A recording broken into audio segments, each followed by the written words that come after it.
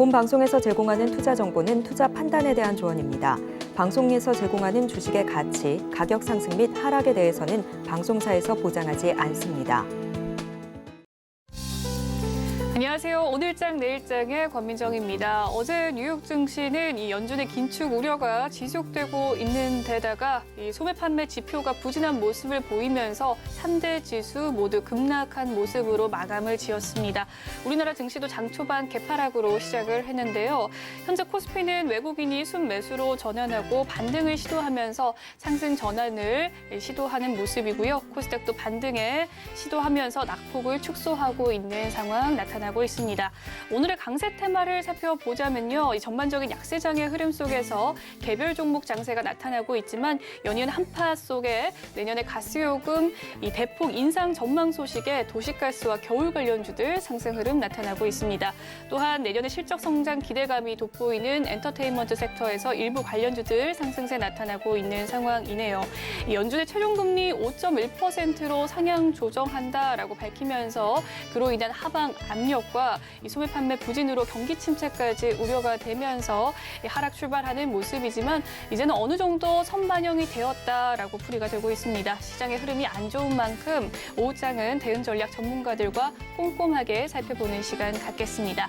저희 방송 유튜브를 통해서도 시청하실 수 있습니다. 유튜브 검색창에 서울경제TV라고 검색해 주시면 실시간 방송 시청 가능하시니까요. 많은 관심 부탁드리겠습니다. 본 방송에서 제공해드리는 정보는 투자 판단을 위한 조언일 뿐 해당 주식의 가치와 수익률을 보장해드리진 않습니다.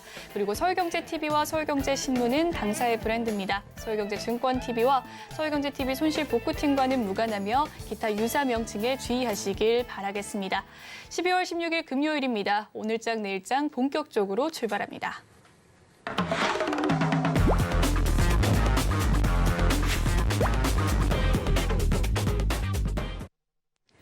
이 시각 보도본부 시간입니다. 오늘은 장민선 기자와 함께합니다. 어서 오세요. 안녕하세요.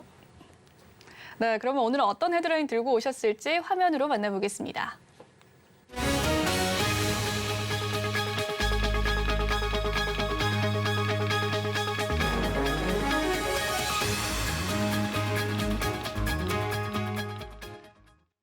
네, 첫 번째 소식은 통신업계에 대한 이야기입니다. 통신업계 5세대 이동통신 기술 경쟁이 치열한 모습인데요. 이 중에서 SK텔레콤이 국내 통신 사업자 중에서 5G 다운로드 속도가 가장 빠르다는 조사 결과가 나왔다고요? 네, 그렇습니다. SK텔레콤이 국내 통신 사업자 가운데 5G 다운로드 속도가 가장 빠른 것으로 나타났습니다. 오늘 영국 시장조사기관 오픈시그널에 따르면 SK텔레콤은 5세대 이동통신 평균 다운로드 속도 부분에서 471메가비트로 국내 이동통신사 가운데 1위에 올랐습니다. LG U+는 396.5메가비트로 2위, KT는 근소한 차이로 3위를 기록했습니다. 5G 평균 업로드 속도에서도 이와 비슷한 결과가 나왔는데요. SK텔레콤이 40.6메가비트로 가장 앞섰고 LG U+와 KT 순이었습니다. 전체 통신 다운로드 속도에서도 SK텔레콤이 129.9메가비트로 1위를 차지했습니다.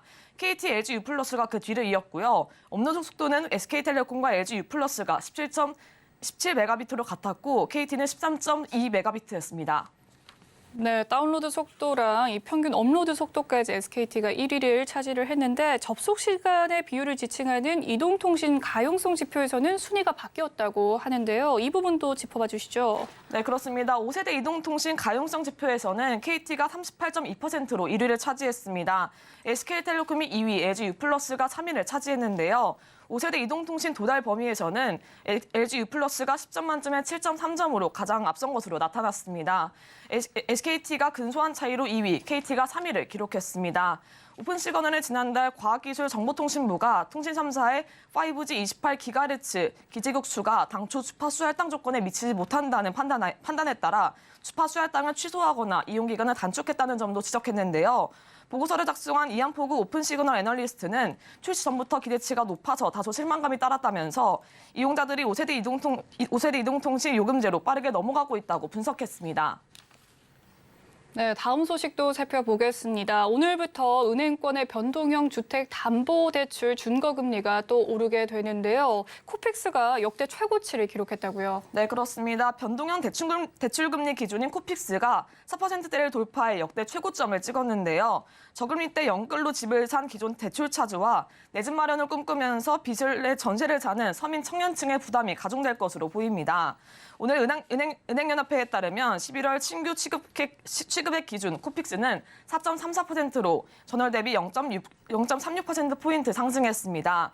지난달 3.89%로 공시 이후 최고치를 기록한 후 한 달 만에 4%를 넘어 고점을 갈아치운 건데요. 잔액 기준 코픽스는 3.19%로 전월 대비 0.34%포인트 상승했고 신잔액 기준 코픽스는 2.65%로 전월보다 0.29%포인트 올랐습니다. 네, 이렇게 코픽스가 4%대를 돌파하면서 연끌족인 청년층에 대한 부담은 가중될 것 같은데 이렇게 코픽스가 오른 이유 어떻게 봐야 할까요? 네, 먼저 한국은행이 지난달 기준금리를 인상했고 은행들이 예적금 경쟁 유치에 나서면서 코픽스가 상승한 것으로 분석됩니다. 당장 16일부터 주요 은행들은 11월 신규 코픽스 상승분을 반영해서 변동형 대출금리를 상향 조정하게 됩니다. 이날 기준 5대 시중은행 변동형 주담대 금리는 4.94%에서 7.36%입니다. 코픽스 상승으로 변동형 주담대 금리는 하단이 5%대를 넘어서고 상단은 7%대 중반대로 오를 전망입니다. 특히 미국 연방준비제도와 이날 FOMC에서 기준금리를 0.50%포인트 추가 인상하면서 한미 간 금리 격차가 더 벌어지게 되는데요. 한국은행도 내년 기준금리를 계속 올릴 것으로 예상됩니다. 따라서 변동금리 주담대를 받는 차주들과 전세 난민으로 불리는 서민들, 또 상환 능력이 대체로 떨어지는 청년층의 부담이 가중될 것으로 보입니다. 네, 끝으로 부동산 이슈까지 짚어보도록 하겠습니다. 국제통화기금이죠. IMF가 이 국내 부동산 시장 가격이 크게 하락할 수 있다라는 메시지를 내놨습니다. 어떤 내용일까요? 네, IMF가 코로나19 팬데믹 기간에 수요 증가, 낮은 금리 등으로 크게 상승한 한국 등 아시아 태평양 지역의 부동산 가격이 가격 조정과 금리 인상 등으로 향후 크게 하락할 수 있을 것으로 내다봤습니다. 특히 IMF는 지난해 연말을 기준으로 했을 때 한국 집값이 코로나 시작 직전인 지난 2019년 말과 비교해 올해까지 10%포인트 정도 하락할 수 있다고 봤으며 여기에 금리 인상까지 더해지면서 하락폭은 더 커질 것으로 예측했는데요. IMF는 홈페이지에 게시한 아시아 태평양 지역의 주택시장 안정성과 구입 능력 보고서에서 역대 추세와 최근 주택 간 가격 불일치, 단기금리, 잠재 성장률, 실질 성장률과 격차, 가계 신용 등을 고려해 주택가격 위험 분석을 한 결과 이같이 추정했다고 밝혔습니다. 네, 이런 상황에서 잇따른 금리 인상과 부동산 거래 절벽으로 인해서 집값 하락세가 지속이 되면서 월간 전국 주택 가격 하락폭이 또 커졌다고 하는데 어떤 내용입니까? 네, 그렇습니다. 월간 전국 주택 가격 하락폭이 글로벌 금융위기 수준에 달했는데요. 6개월 넘게 하락세를 이어간 서울 아파트 값은 한국부동산원이 월별 시세를 조사한 결과 2013년 12월 이후 19년 만에 최대 낙폭을 기록했습니다. 15일 한국부동산원의 11월 전국 주택가격 종양조사에 따르면 지난달 전국 수준 주택종합 매매가는 1.37% 하락해 10월보다 하락폭이 2배 가까이 커졌습니다. 같은 기간 서울 주택 종합 매매 가격은 전월 대비 1.34% 올랐는데요. 이는 글로벌 금융위기가 있었던 2008년 12월 이후 12월에 가장 근접한 수치입니다. 현재 주택시장은 금리 인상으로 대출금리가 큰 폭으로 높아진 데다 급매물 위주의 하락 거래가 일부 호가에 반영되기 시작하면서 하락세가 가속화되는 분위기인데요. 특히 서울 아파트는 지난달 2.06% 떨어져서 부동산원 조사 이래 19년 만에 최대 낙폭을 기록했습니다. 금융위기 때인 2008년 12월을 넘어선 셈입니다.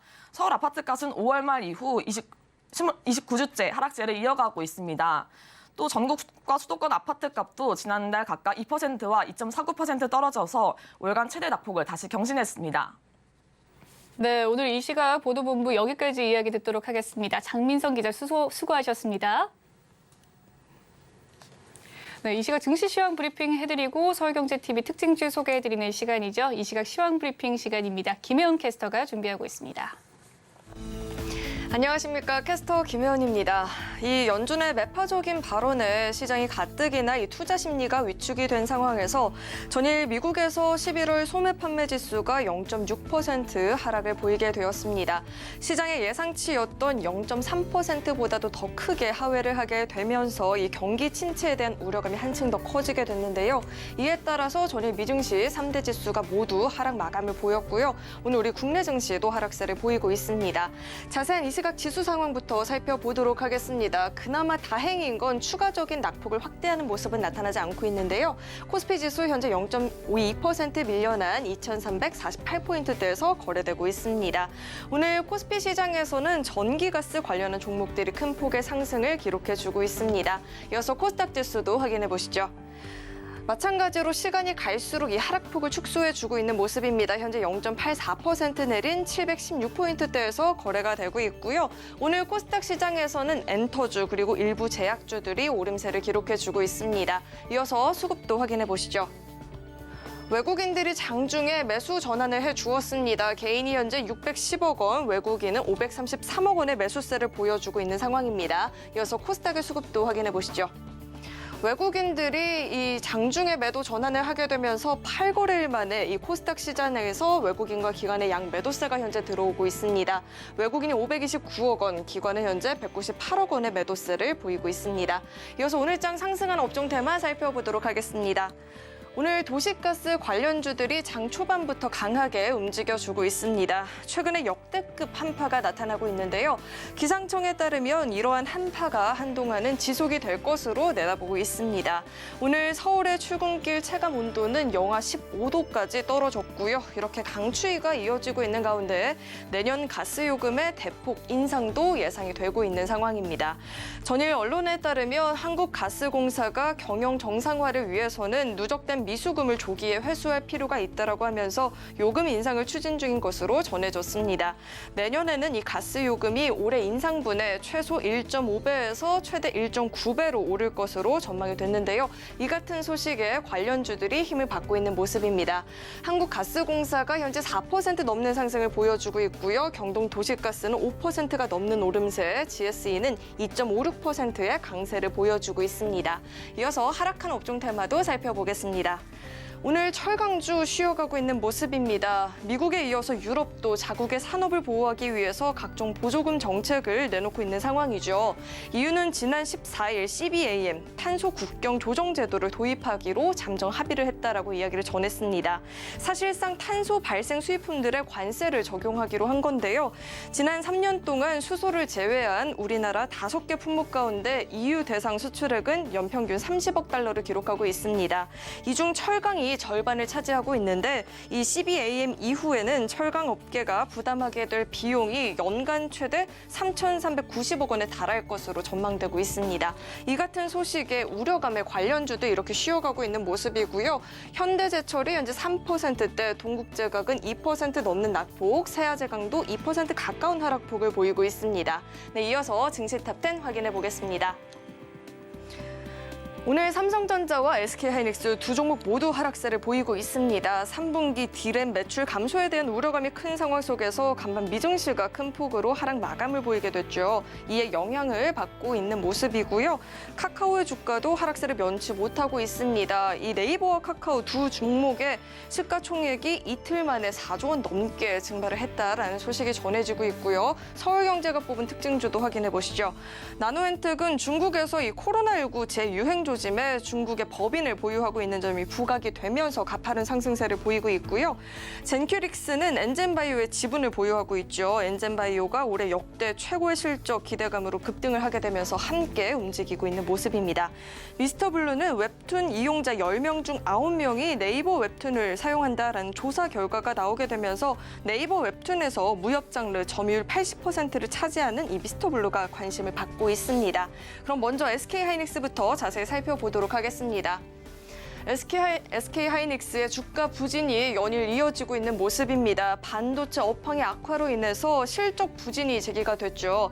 3분기 D램 매출 급감에 대한 우려감에 오늘장 52주 신저가를 새롭게 기록하기도 했습니다. 현재도 1.87% 하락세 보여지고 있고요. 78,700원에서 거래되고 있습니다. 이어서 제주은행 살펴보도록 하겠습니다. 네, 제주은행 오늘 주가 상한가 턱 밑까지도 오르는 모습이 포착이 됐었습니다. 이 제주은행이 인터넷 은행으로 전환하는 안건을 논의했고 두나무를 파트너로 합류시킨다라는 방안을 추진한다라는 소식이 전해지면서 힘을 받고 있는 모습이고요. 현재도 25%가 넘는 급등세를 보여주고 있습니다. 네, 마지막으로 K카 살펴보도록 하겠습니다. 중고차 플랫폼 기업이죠. 이 하는 컴퍼니가 K카의 지분을 매각하는 절차에 돌입했다라는 소식이 전해지면서 매수세가 몰리고 있는 모습입니다. 현재는 3% 넘는 오름세를 보여주고 있습니다. 네, 지금까지 증시탑10 확인해봤습니다.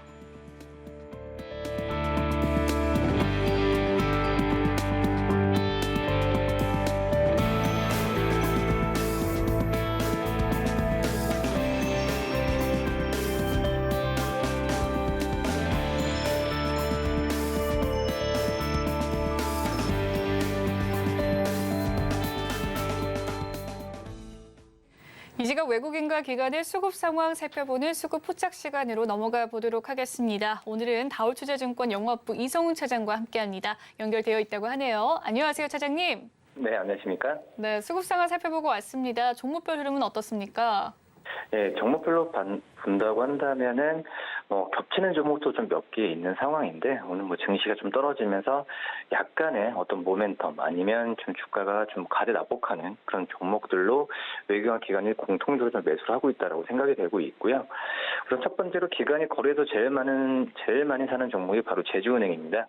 우선 제주은행을 이 신한금융이 인터넷 은행으로 전환하는 안건을 논의했다는 소식이 들려주었는데요.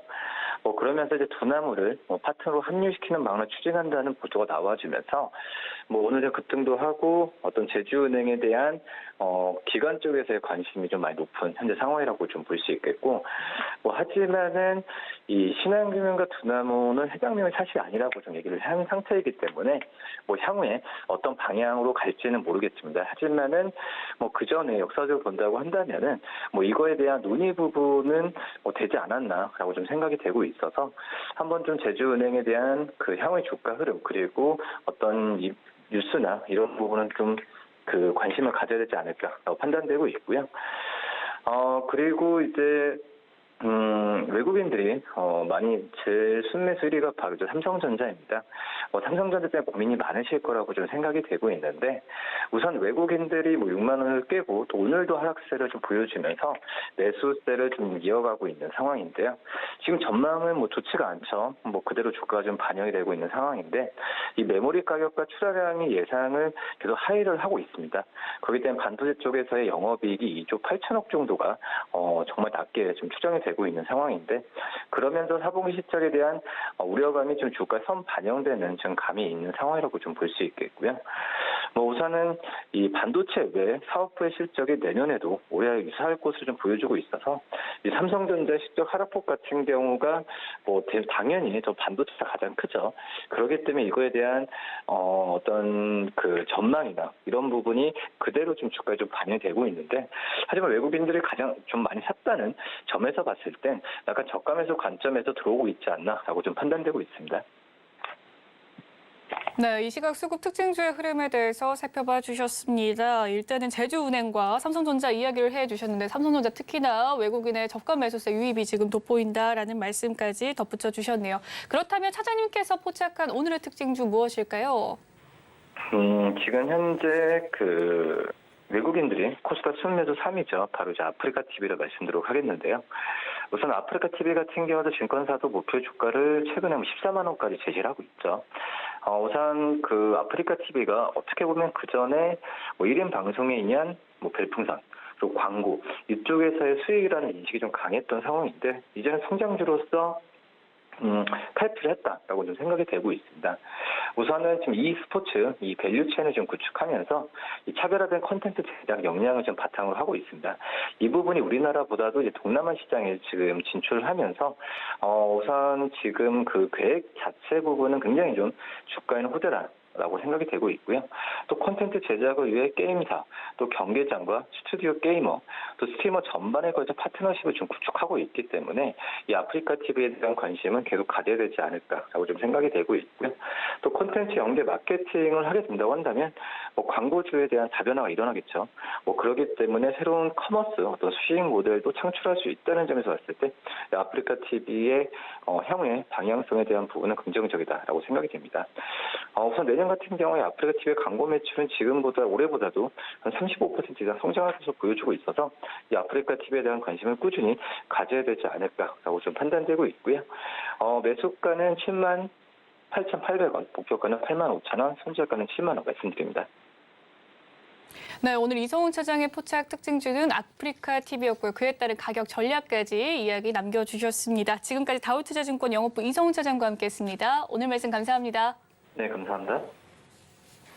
네, 오늘 시장을 주도하는 업종과 이슈에 대해서 심층 분석해보는 마켓 로드맵 시간입니다. 오늘은 이 웹툰과 콘텐츠에 대한 이 점령에 나선 게임주에 대한 이야기를 나눠볼까 하는데요. 바로자산 운영의 윤정식 이사님과 이야기 나눠볼까 합니다. 현재 상황 연결되어 있다고 하네요. 만나보도록 할게요. 안녕하세요, 이사님. 네, 안녕하세요.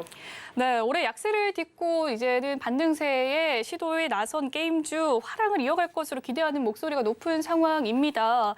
그에 앞서서 게임 업계가 본격적으로 활동 반격을 넓히기 시작을 했는데 이에 대한 자세한 내용 짚어봐 주시죠.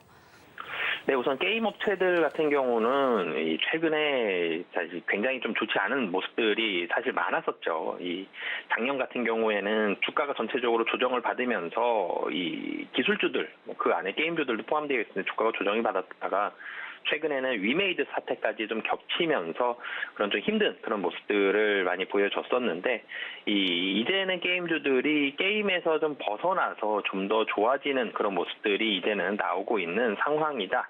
라고 보시면 되겠습니다. 우선은 이 영상, 웹툰, 웹소설 최근에 관심이 큰 폭으로 증대가 되고 있죠. 이 JTBC 드라마죠. 재벌집 막내 아들에 대한 이런 흥행을 계기로 해서 이런 영상이라든지 웹툰, 웹소설 같은 이런 컨텐츠에 대한 이 중요도, 집중도가 상당히 많이 올라가고 있는데 게임 업체들 같은 경우는 이런 부분에 있어서의 활동 반경이 상당히 좀 넓어지고 있습니다. 대표적으로 본다라면은 이 재벌집 막내 아들을 공동 제작한 네몽레인 이거는 컴투스의 손자 회사이고요. 그리고 그 외에도 앞서 방영된 넷플릭스의 드라마에도 이 드라마 블랙의 신부라든지 신병 같은 경우도 컴투스의 또 다른 컨텐츠 계열사인 이미지9 컴즈가 제작에 참여를 했는데요. 컴투스뿐만이 아니라 넥슨 같은 경우도 올해 상반기 글로벌 영화 제작사의 지분도 인수를 하고요. 그리고 이 장항준 감독의 영화 제작에도 또 참여하는 이런 부분들도 있고요. 그리고 이 CJ E&M 같은 경우도 있고, 넷마블도 있고요. 그리고 NC소프트까지도. NC소프트 같은 경우는 2013년 설립된 웹툰과 웹소설 플랫폼 이 법툰을 서비스하고 있는데요. 이만큼 게임 업체들이 이전에는 게임만 했다라면은 이 게임에서 활동 반경이 그야말로 방송 전체로 좀 미디어 전체에다가 컨텐츠까지 좀 활발해지는 이런 모습들을 늘려가고 있는 이런 모습인데요.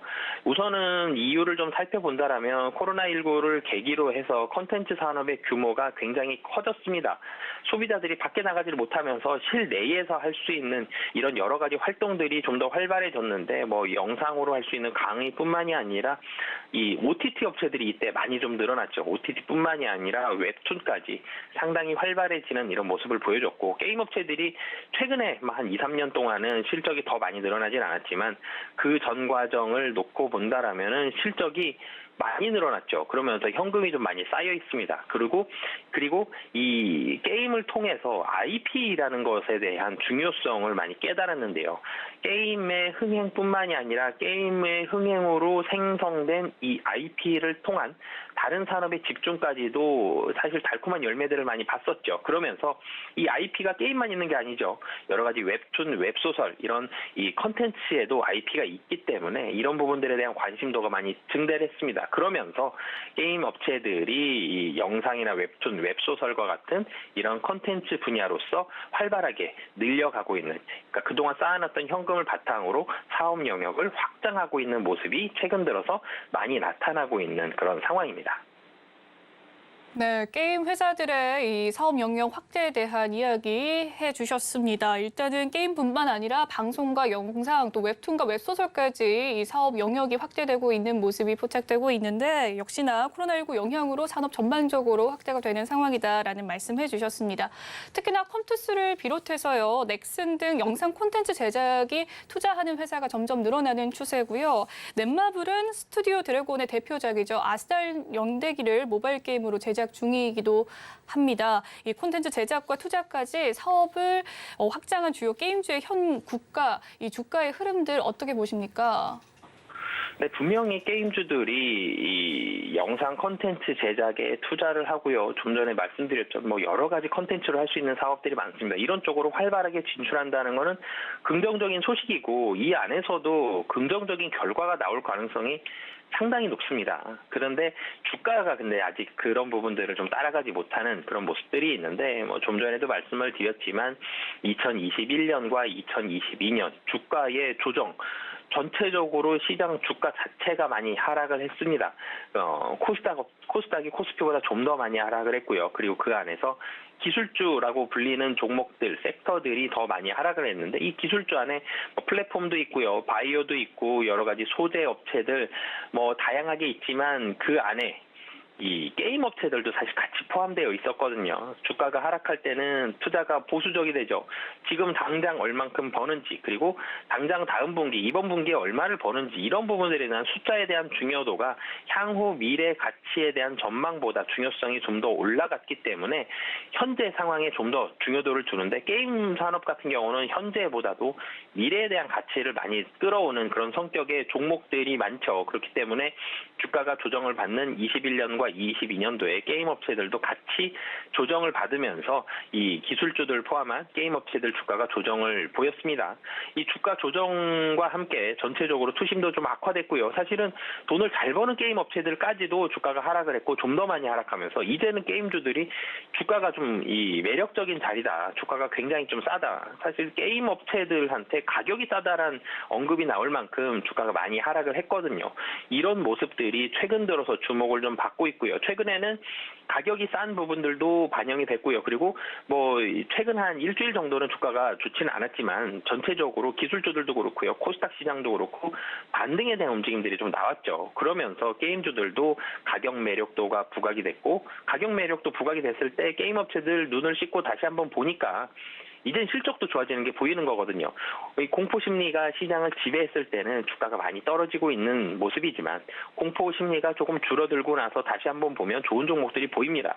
그만큼 이 대작 게임들 정말 잘 나가고 있는 캐시카우의 역할을 하는 게임들을 가진 업체들은 분명히 실적들이 어느 정도 이상은 나오는 모습들이 있고 그런데 그 어느 정도 이하로 주가가 좀 하락을 했기 때문에 이런 부분들에 대한 매력도 부각이 되고 있고요. 그리고 오늘 계속적으로 해서 주제로 말씀드리고 있는 컨텐츠에 대한 기대감들 이런 부분들까지 좀 부각이 되기 때문에 최근에 있었던 이런 악재들 그러니까 작년과 금년 상반기까지 있었던 악재들 이런 악재들을 뒤로 하고 하반기에는 조금씩 주가 반등에 대한 모습들이 최근에는 조금씩 나오고 있는 그런 상황이다라고 보시면 되겠습니다.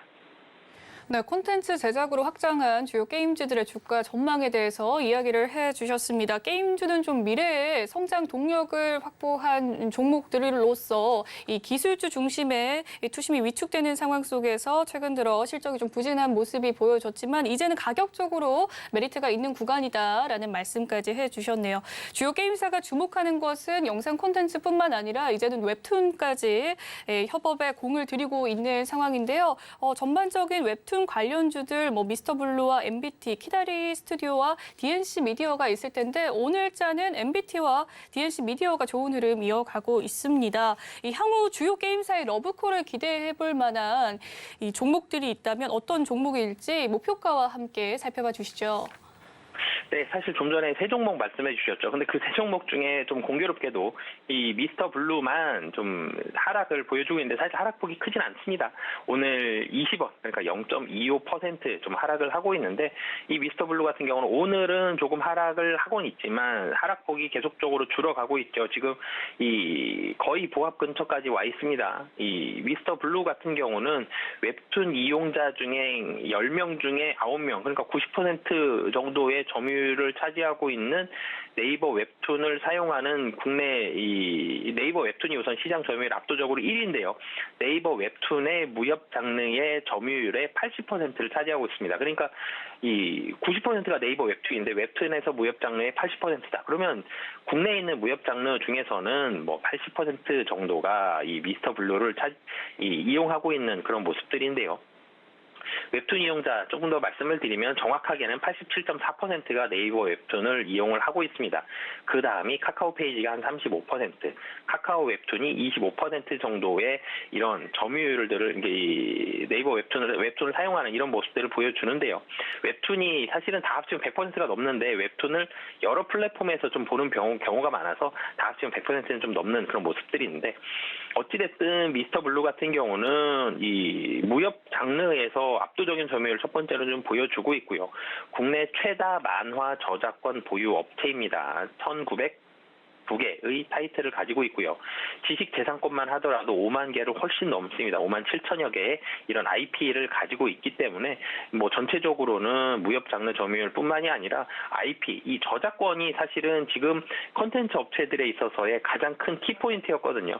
이 IP에 대한 가장 강력한 그런 모멘텀들을 가지고 있는 업체다. 오늘 뭐 한 20원 정도 하락하고 지금 한 10원 정도로 낙폭이 좀 더 줄긴 했지만 이 하락하고는 있지만 전체적으로 시장의 주목을 좀 많이 받고 있고 향후에 대한 기대감도 상당히 큰 업체다라고 보여지고요.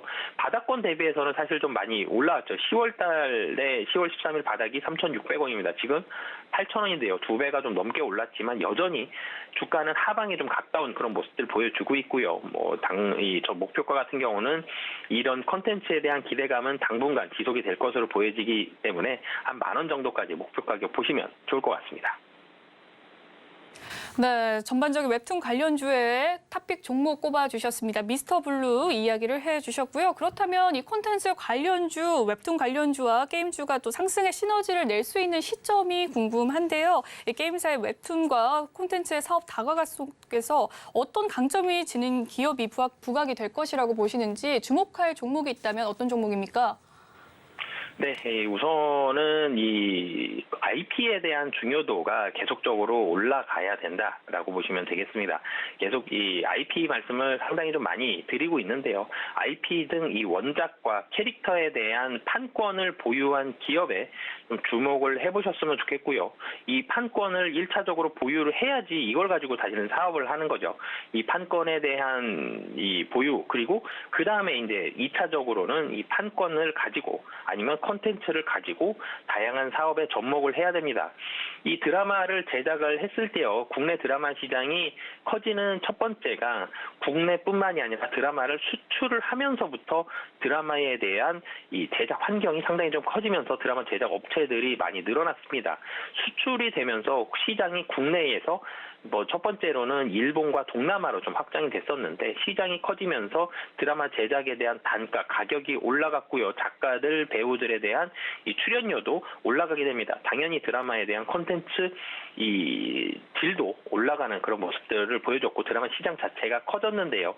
최근에는 이 OTT가 시장에 진입을 하면서 드라마 시장이 더 커지는 모습, 시장이 나라로 수출하는 것뿐만이 아니라 OTT, 드라마를 사가는 업체들의 수가 늘어났죠. 수요가 더 많아졌기 때문에 가격이 더 좋아졌습니다. 이런 모습들이 나오면서 드라마 시장이 커졌고요. 두 번째로는 드라마 시장이 커졌는데 이 인기를 끌었던 이 드라마의 이 지적 재산권들, IP를 이용한 여러 가지 관광 상품이 나오는 데도 있고요. 캐릭터 상품이 나올 수도 있습니다. 이런 콘텐츠들을 활용한 다양한 사업에 어떻게 접목을 하는지, 드라마 제작 이후에 판권 판매라든지 캐릭터 판매 같은 부분들을 어떻게 진행이 되는지 이런 부분들에 대한 사업이 결국은 이것도 IP거든요. 이 IP에 대한 사업이 커지면서 드라마 제작 환경이 2차적으로는 추가적으로 더 늘어나고 있는 이런 모습들이 있었는데요. 이런 부분들과 함께 시장에서 좀 관심을 이 IP를 많이 보유한 업체들의 관심을 많이 가지셨으면 좋겠고요. 결론적으로는 사실은 컴투스 이 시가총액도 크죠. 그리고 게임 업체로서의 어느 정도 역량도 시장에서 점유율도 가지고 있고요.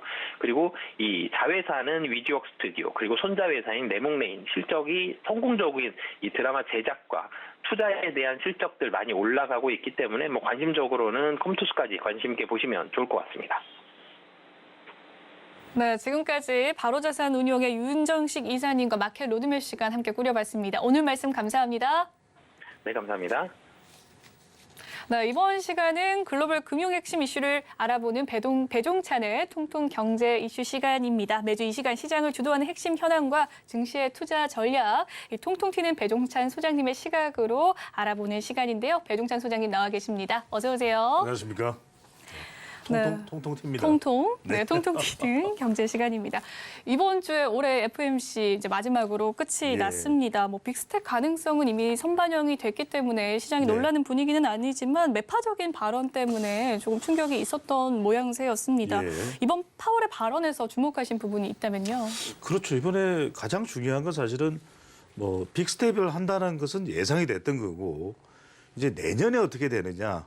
내년에는 이제 1분기에 이제 좀 조정이 될 것이다. 이런 기대감이 사실에 있었거든요. 그런데 지금 파월 연준 의장은 기준금리 인하할 생각이 없다. 이렇게 밝혔단 말이에요. 네. 그러니까 말 그대로 영웅 본색이 아니라 매파 본색이다.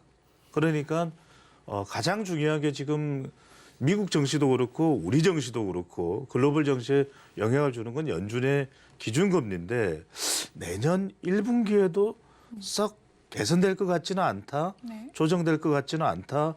이런 상황이 이제 연출된다고 봐야 되겠죠. 그런 이유가 지금 기준금리의 목표치를 이번에 FOMC에서 이제 발표하면서 5.1을 이야기했단 말이에요.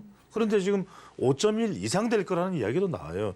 일부 더 매파적인 연준 위원들의 경우에는 뭐 6% 가도 이상하지가 않을 거다. 심지어는 뭐 7% 이야기하는 연준 위원도 있어요. 이러다 보니까 이게 좀 종잡을 수가 없는 상태가 되는 것 아니냐. 이런 이제 영향이 또 정시에 줄 수밖에 없는 그런 상황인 거고 지금 우리가 한 가지 먼저 봐야 될 것은 11월 소비자 물가 지수가 이제 발표됐어요. 그렇죠? 13일 날. 13일 날 발표되면서 이게 전년 동월 대비해서 7.1%, 10월이 7.3%니까 10월 달보다도 11월 소비자 물가 지수가 예상치보다 하회했단 말이에요. 아래로 내려왔으니까 그러면 상당히 이제 좀 조정 국면으로 들어가겠네라는 기대감을 가질 겁니다. 그런데 어떤 발언이 나왔냐? 확신을 할 수가 없다. 왜냐하면 훨씬 더 많은 증거가 필요하다. 하나 가지고는 안 된다. 이 이야기는 PPI도 그러니까 생산자 물가 지수도 하회해야 되고 또 고용 지표를 봤을 때 임금 상승률도 낮아야 되고 부동산도 샌프란시스코 지수든 여하튼 이 부동산 관련되는 물가도 올라가면 안 되고 그러니까 여러 가지 지표가 있어야 된다는 걸 우리가 다시 한번 더 확인할 수가 있는 거죠. 그러니까 이게 내년에 우리가 경제 성장률을 대비하던 이런 내년 경제 상황을 대비하는 데 있어서도 미국의 연준이 결코 이 매파 성격을 떨치지 못했다라는 것을 알 수가 있죠. 말 그대로 영웅 본색이 아니라 지금 매파 본색인데 지금 결과적으로는 기준금리가 이제 4.25에서 4.50이 됐습니다. 그런데 네. 문제는 내년도에 미국 경제 성장률이 지금 1.2에서 다시 연준의 예상치가 낮아져서 0.5예요. 그렇군요. 지금 우리도 BNK 경제연구소에서 발표한 것은 뭐냐면 내년 우리 경제 성장률이 1.7입니다. 심지어는 동남권 같은 경우에는 부산, 울산, 경남이죠. 1.6 이야기가 나와요. 그 이야기는 지금 상당히 지표상으로 좋지 않다. 그렇다면 지금 한은도 지금 연준에서 내년 2월 달에 그러면 FOMC에서 또 한 번 이제 금리 발표가 있을 텐데 대체로 이제 0.25 정도로 기대했단 말이에요. 베이비 스텝을. 근데 지금 상황으로 봤을 때는 0.5 정도도 빅스텝 이야기가 나올 수밖에 없다. 왜? 목표치를 5.1로 뒀으니까. 그런데 만약에 다시 또 인플레이션이 좀 줄어들고 있다, 잦아들고 있다는 확신이 없으면 자이언트 스텝을 밟을지도 몰라요. 그러니까 이거 자체가 12월 이제 고용 지표를 보는 것도 중요합니다. 임금 상승률이 그러니까 지금 임금이 계속 올라가는 추세가 돼버리면 어떤 상황이 벌어지냐면 이것도 물가 상승의 원인이 될 수가 있거든요. 네. 그런 상황 때문에 지금 우리가 기대하는 것보다는 기준금리 인상의 속도가 늦춰지지 않는다라는 것을 재확인할 수 있는 것입니다. 그렇군요. 이번 주 FOMC 파월 의장의 발언이 있었습니다. 매파 본색이라는 말이 무색할 정도로 정말 매파 본색의 이야기를 해주셨는데 이에 대한 기조 속에서 언제쯤 이 매파적인 발언이 끝날지에 대해서 알아봤습니다. 지표를 더 많이 확인을 해야 된다라는 말씀을 해주셨고요. 또한 앞서 말씀을 해주셨듯이 파월은 또 금리 인하 고려하지 않겠다라고 말을 했지만 미국의 경기 침체 가능성 갈수록 높아지는 모습이 아니겠습니까? 그렇죠. 또 인플레 둔화 조짐이 포착이 되고 있기는 하지만 여전히 높은 수준이고 그와 함께 침체 가능성까지 부각이 되고 있는 상황인데 이제는 다음 FOMC에 이 연준이 무엇을 좀 최우선적으로 고려하게 될까요? 참 이 흥미로운 대목이 어떤 대목이냐면 지난 중간선거에서 미국 하원은 공화당에 넘어갔습니다. 그러니까 원래 이 제롬 파월 연준 의장의 이 배경은 공화당에 가까워요. 그러니까 공화당이 이제 미국 하원을 이제 장악하게 됐고 또 이 파월 연준 의장한테도 이 공화당 소속의 하원 의원들이 전화를 많이 한대요. 이제 기준금리 좀 그만 올려라. 지금 저기 우리 경기 침체되면 어떻게 할 거냐. 이런 우려가 나옵니다. 왜냐하면 지금 디센티스라고 트럼프 전 대통령을 지금 앞서가는 미국의 대선 후보가 있어요. 공화당. 지금 인기가 엄청납니다. 바이든 대통령과 여론조사를 해도 플로리다 주지사인 재선에 성공을 했죠. 지난번 중간선거에서 디센티스. 여러분들 이름 기억해 두십시오. 이 플로리다 주지사도 플로리다라는 지역이 경제가 굉장히 중요한 곳이에요. 그러다 보니까 이 공화당 의원들이 계속 그런 전화를 받아요. 그런데 저기 파월 의장에게 전화를 해요. 그런데 파월 연준 의장이 끄덕도 안 한답니다. 이건 무슨 이야기냐? 본인이 연준 의장 자리가 사실은 최종적인 자리예요.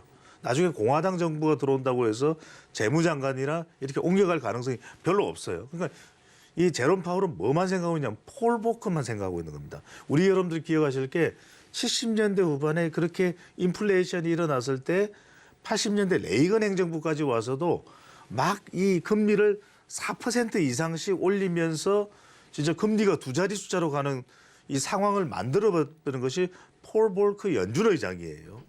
그 상황으로 가고 있다는 겁니다. 그 이야기는 뭐냐면 지금 이 파월 연준 의장에게 가장 중요한 것은 일하는 숫자입니다. 뭔지 아세요? 바로 인플레이션 이 물가 목표치예요. 그러니까 2%로 가야 되는데 지금 올해 나오는 지금 이 내년에 미국 인플레이션 예상치가 3.1%. 3.1%. 그러면 내년에 어떻게 되겠어요? 목표치에 내려오지 못했으니까 기준금리는 인상을 하겠다는 이야기거든요. 그다음에 2024년에 예상치가 2.3%인데 조금 지금 이 예상치가 올라가서 2.5%입니다. 그 이야기는 심지어는 2024년에도 한두 번 정도 기준금리를 인상할 것을 우리가 배제할 수가 없는 거예요. 그 이야기는 지금 파월 의장의 머릿속에 들어가 있는 것은 이 일하는 숫자, 인플레이션, 이 물가 상승률 2%로 이 어떻든 맞추겠다 이 생각밖에 없는 겁니다. 그러다 보니까 우리가 한참 우리 서울경제TV를 통해서도 많은 전문가들이 이야기했던 것이 피벗 들어보셨죠, 그죠? 네. 국면 전환인데 피벗이 가능하겠습니까? 왜? 지금 이 기준금리를 풀어줬다가는 피벗이 아니라 피복이 생겼는데 바꾸질 않겠죠.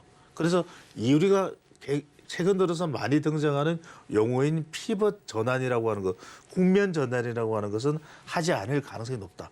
왜? 우리가 농구 선수들이 한 발은 고정을 하고 한 발을 움직이면서 이렇게 자세와 방향을 바꾸는 것이 바로 피벗입니다. 그런데 그것 자체를 하지 않겠다. 이런 이야기를 하고 있는데 그래서 아까 말씀드렸던 대로 지금 우리가 상품 물가 상승률은 좀 잡혀요. 왜? 경기가 안 좋으면은 이 상품의 물가는 내려가는데. 근데 아까 제가 무슨 말씀드렸죠?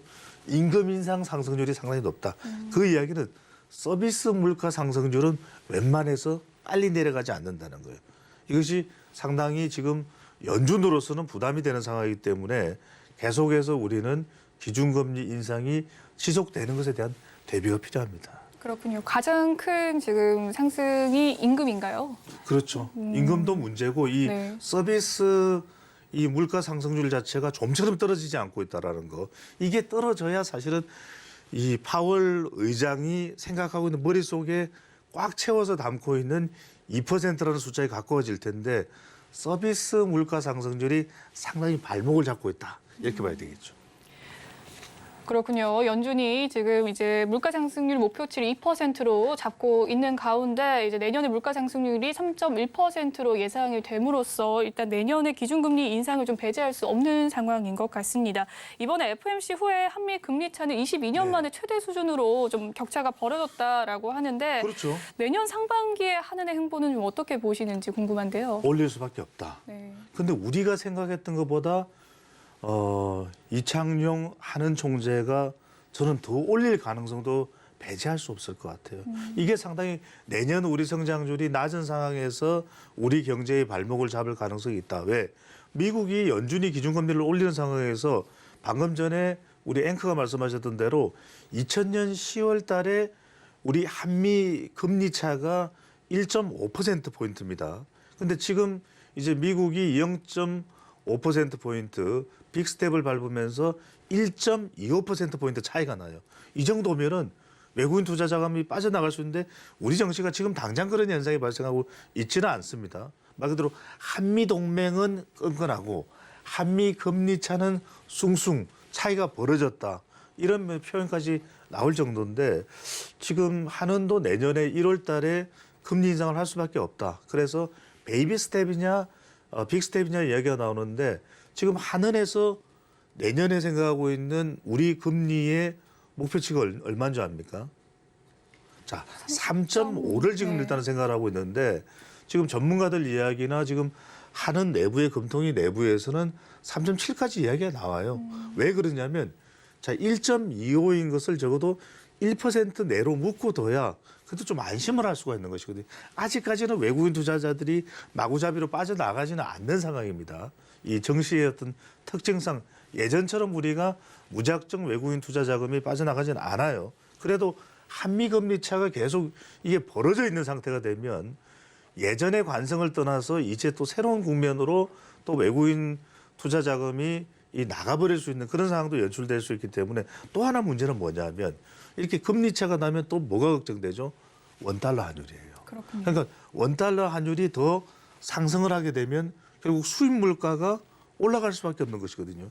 그러면 미국이 사실상 이런 한미 금리 차를 통해서 우리의 물가가 더 올라가는 일종의 인플레이션이 우리 쪽으로 수출되는 현상이 벌어져 버립니다. 그러면은 우리 경제는 상당히 또 힘들어질 수밖에 없는 것이죠. 그러면 한은으로서도 우리 내부의 인플레이션을 잡기 위해서 일단 기본적으로는 1월 달에 0.25% 얘기가 나오는데 0.5 가능성도 열려 있어요. 이렇게 되면 상당히 좀 압박을 받을 수밖에 없는데 추가적으로 우리 금리의 최고 목표치를 한 3.7로 잡는데 만약에 미국이 내년에 빅스텝을 2번 정도 하거나 자이언트 스텝으로 가면 우리도 3.7이 아니라 4까지 가야 될 가능성도 있습니다. 바로 이 부분이 여러분들이 내년 투자에서 꼭 이 한은의 금리가 어느 정도로 올라갈 것인가 이 부분을 꼭 여러분들이 좀 예상해서 봐두실 필요도 꼭 있겠습니다. 네, 올 초부터 또 지난 9월까지 달러 환산의 코스피 주요 하락률이 또 20개국 중에서 1위를 가장 기록한 높아요. 상황이라고 합니다. 또 글로벌 증시 힘이 약해진 모습인데 올해 마지막 FOMC 끝난 현 시점에 투자 전략 좀 어떻게 세워가면 좋을지 짧게 답변 부탁드리겠습니다. 자, 핵심적인 내용을 말씀드리면 조금 은행주를 보실 필요가 있을 것 같아요. 왜냐하면 금리는 지금 올라갔습니다. 그리고 우리가 예상했을 때는 조금 기대는 미국 연준의 이 금리가 조정되기를 바랬는데 우리 기대와는 조금 어긋나게 갈 가능성이 높아요. 그러다 보니까 지금 산타랠리도 어려워졌다. 가능성이 좀 사라지고 있죠. 그럼 뭐냐? 금리가 가장 중요한 변수입니다. 지금은 기승전 금리, 자다 깨도 금리 이렇게 돼버리는 겁니다. 그러면은 어떤 상황이 벌어질 수밖에 없냐? 결과적으로는 우리가 배당과 금리 두 마리의 토끼를 잡는 종목에 좀 주목을 할 필요가 있다. 그러면 어디겠습니까? 우리은행, NH, 그리고 하나, KB국민은행, 신한. 이런 그래도 꾸준히 배당을 해주는 은행주. 또 금리가 올라가니까 최근에 또 증권사로부터 예수금이 빠져서 은행으로 가고 있거든요. 결국 은행들은 대출을 통해서 계속해서 수익을 올릴 수 있는 그런 구조가 되기 때문에 계속 돈은 또 긴축돼 있기 때문에 말라 있거든요. 결국 은행이 돈줄이 될 수밖에 없기 때문에 은행의 수익은 계속해서 올라가는 상황이다. 또 하나 중요한 게 지금 윤석열 대통령이 어제 국정과제 점검회의에서 어떤 이야기를 했냐면 자, 건강보험 이대로 갈 수 없다.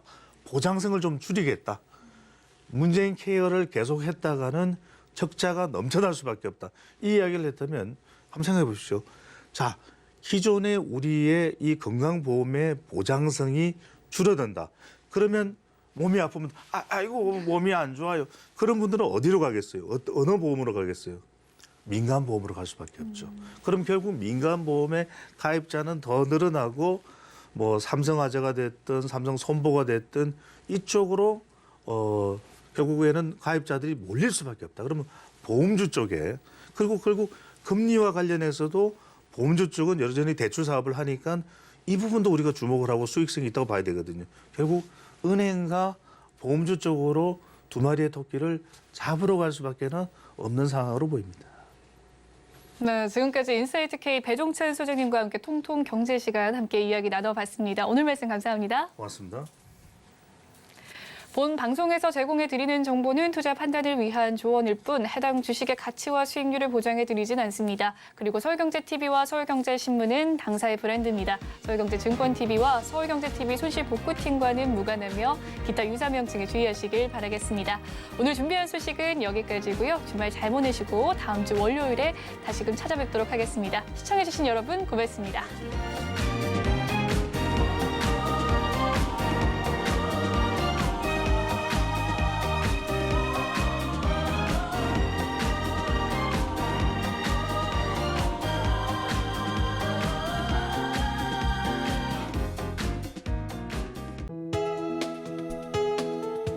본 방송에서 제공하는 투자 정보는 투자 판단에 대한 조언입니다.